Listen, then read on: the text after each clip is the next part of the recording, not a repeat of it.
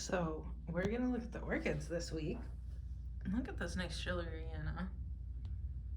All of her blooms are open. And then what else? The variegated phal wants to bloom. And these guys are still mostly alive, which is always a cause for celebration. I haven't watered yet this week, as you can tell.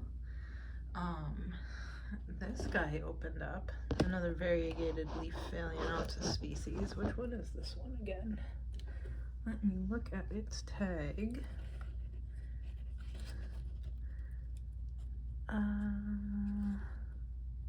Stewartiana.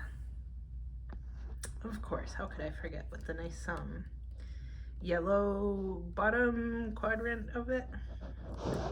So it only has 2 blooms. It was actually growing under all of these leaves and I pulled it up so I could look at it.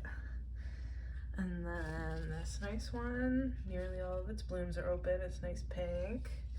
This is one of my mutts from either Home Depot or Trader Joe's. It's big and white with big purple splotches on it. Here's its last stalk. It didn't actually drop it yet. Maybe I should make keikis on it, but it put up another one.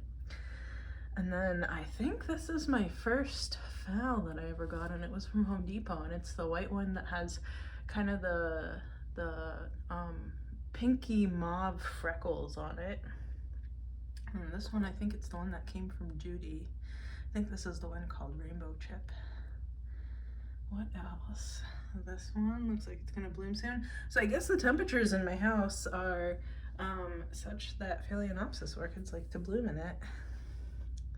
I don't know if this one will have more blooms on this stalk, but I'm glad that it kept it. What else? That might be it here. This thing put up a new stalk. And let's go outside. It's barely above freezing today. But it's good out. So this was snow that I gathered when there was snow that melted nicely. I trimmed back all of the mint, including the catnip. Some of them seem like they still have live stalks, so I left those on. This was from a pepper that died. The other one's inside still. I keep spraying it for bugs because it has an infestation of spider mite. So I've been putting spinosad soap on it for a little while. This is from the eggplants, and it looks hollowed out because I used a 50-50 potting mix with sand, and then I top dressed it with sand on these. They're those native eastern paddle cactuses. I forget what the species name of it is, but they just kind of grow, I want to say up to here, or maybe Maryland, in more of a kind of rocky outcropping or sandy soils. I might keep them on the porch forever. They'll get some rain when it really storms, but otherwise they'll be a little bit protected so they don't get watered too much, so that they don't rot. So this one came in looking like this, but I read that they look kind of wrinkly and dead and ugly in the middle of winter. So I think this is okay. This one came from Michigan. This one I want to say came from like Kentucky or Tennessee or something. So we'll see which ones do well. I wanted to get 2 to have 2 different locations, more southerly, more northerly, and also if they need cross-pollination, to have a couple. And I don't want to put them in the yard yet, because as we all know, turtles like eating cactuses, tortoises in the southwest, and then turtles on the east coast eat these. I don't know if they eat the actual nopales or just the fruits, but I have lots of nice turtles, and I don't want these getting eaten before they have the chance to proliferate. What else? I swept the porch because I had dirt all over from potting those guys up.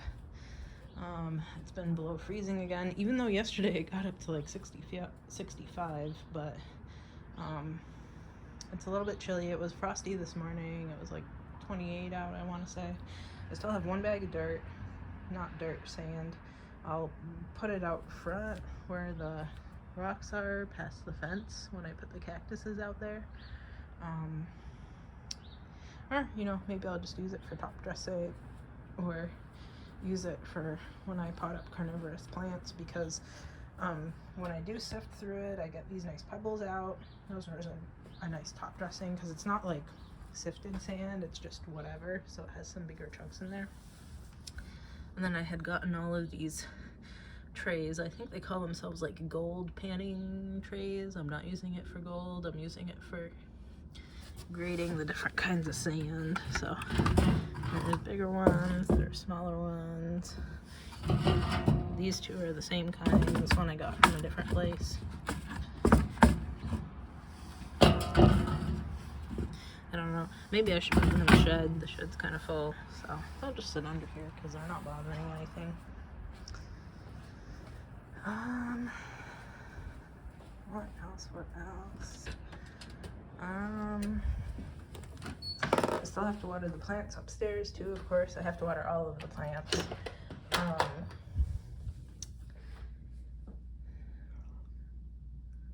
For a while during that Monstera craze, right, when Monsteras were hitting ridiculous prices, and the market flooded with all sorts of Monsteras.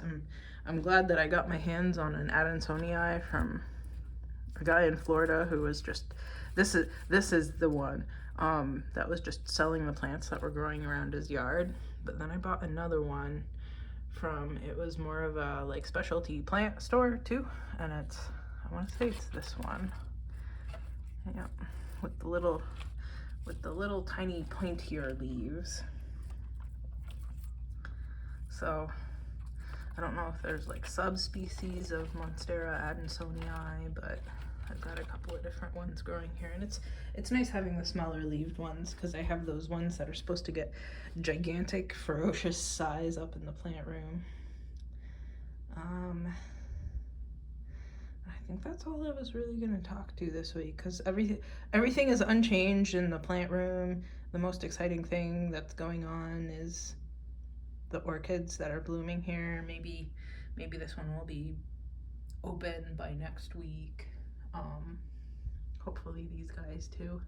I'm so excited. I haven't had so many blooming in a while. And I put that topical systemic insecticide on the carnivorous plants again last weekend, actually a day or two before last weekend, so I'll do it again in a month, because that's what it says its application rate is. And I swear I still swear it's not bugs, but fine. Anyway, that's it for the week. Wait, so this is that pointier Monstera adansonii. I think you can tell, right?